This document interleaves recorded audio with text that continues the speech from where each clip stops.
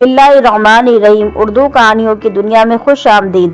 بہت پرانی بات ہے، ایک دور دراز ریاست میں ایک شہزادی رہتی تھی جس کا نام شہزادی مہر النساء تھا۔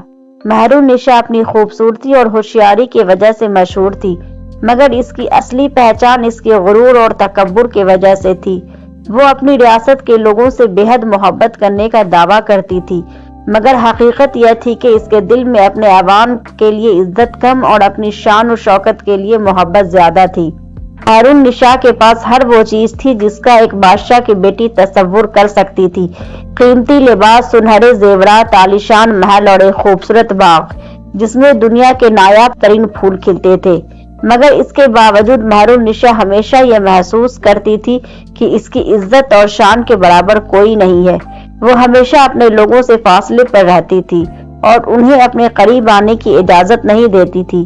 ایک دن مہر النساء اپنے باغ میں چہل قدمی کر رہی تھی کہ اچانک اس نے ایک عجیب و غریب شخص کو دیکھا۔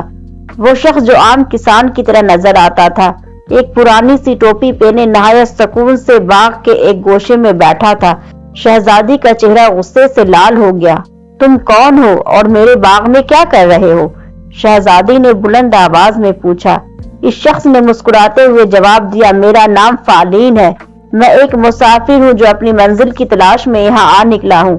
شہزادی نے غصے سے کہا، کیا تمہیں پتا نہیں کہ یہ میرا باغ ہے؟ تم نے یہاں آنے کی ہمت کیسے کی؟ فالین نے سکون سے کہا، شہزادی، یہ زمین، یہ ہوا، یہ باغ سب اللہ تعالیٰ کی تخلیق ہے۔ ہم سب یہاں عارضی مسافر ہیں اور شاید میں یہاں کسی مقصد کے لیے آیا ہوں۔ شہزادی نے اپنے سپاہیوں کو حکم دیا، فالین کو فوراً باغ سے نکال دیا جائے۔ سپاہیوں نے فالین کو وہاں سے نکال دیا، مگر جاتے ہوئے بھی فالین کے چہرے پہ سکون اور مسکراہٹ تھی، جیسے اسے کوئی پرواہ نہ ہو۔ اگلے دن مہر النساء نے محسوس کیا کہ باغ کی حالت عجیب سی ہو رہی ہے۔ جو پھول ہمیشہ کھلتے رہتے تھے وہ مرجھانے لگے، درختوں کے پتے سوکھنے لگے اور باغ کی خوبصورتی مانند پڑنے لگی۔ یہ دیکھ کر شہزادی حیران رہ گئی کہ یہ کیا ہو رہا ہے۔ مہر النساء نے اپنے وزیر سے پوچھا۔ وزیر نے کہا، شہزادی، شاید یہ باغ اس مسافر کی محبت اور سکون سے جڑا ہوا تھا جسے آپ نے یہاں سے نکال دیا۔ شہزادی نے وزیر کی بات سن کر غصے اور حیرت سے کہا، یہ کیسے ممکن ہے؟ ایک معمولی آدمی میرے باغ پر اتنا اثر کیسے ڈال سکتا ہے؟ وزیر نے کہا، شہزادی، ہر انسان کے اندر ایک جادو ہوتا ہے اور شاید اس مسافر کا جادو اس باغ کی خوبصورتی کو زندہ رکھتا تھا۔ مہر النساء کو یقین نہ آیا، مگر باغ کی حالت روز بروز خراب ہوتی جا رہی تھی۔ آخرکار اس نے فیصلہ کیا کہ وہ خود فالین کے پاس جا کر اس سے بات کرے گی۔ فالین کو تلاش کرنے کے بعد شہزادی نے اسے جھیل کے کنارے بیٹھے پایا۔ وہ پانی کی لہروں کے ساتھ کھیل رہا تھا اور سکون سے مسکرا رہا تھا۔ شہزادی نے کہا، تم کون ہو اور میرے باغ تمہارے بغیر خوش کیوں نہیں ہے؟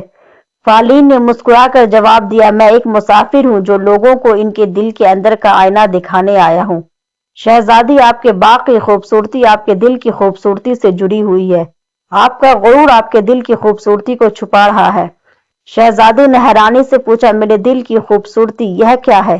فالین نے کہا، آپ کے اندر محبت، شفقت اور عاجزی کا ایک خزانہ ہے، مگر آپ نے اسے اپنے غرور کے پیچھے چھپا رکھا ہے۔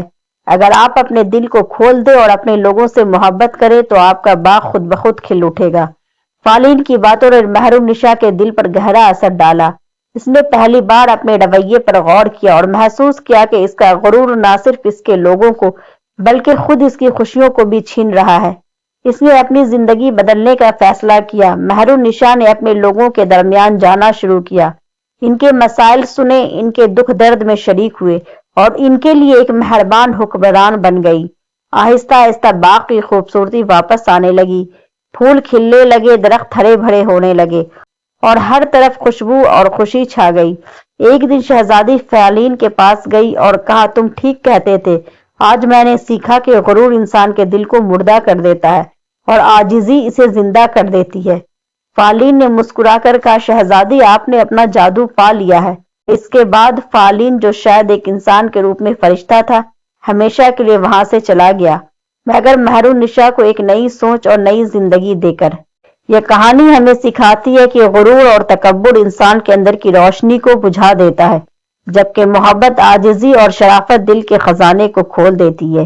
मोहतरम हजरात, अगर मेरी ये कहानी पसंद आई हो तो इसे लाइक करें और शेयर करें और सब्सक्राइब करें।